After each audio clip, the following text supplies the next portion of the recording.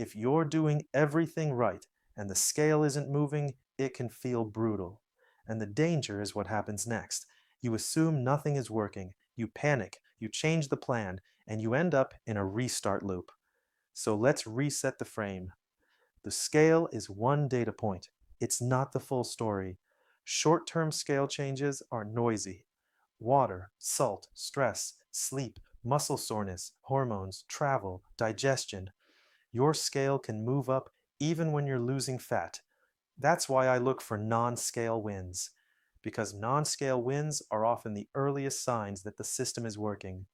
These are the wins I celebrate with clients, and they matter because they predict long-term fat loss better than daily scale drama. First non-scale win, your appetite is calmer. You're not thinking about food all day. You're not negotiating with yourself between meals.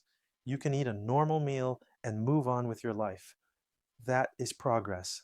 Second, cravings are quieter, not gone.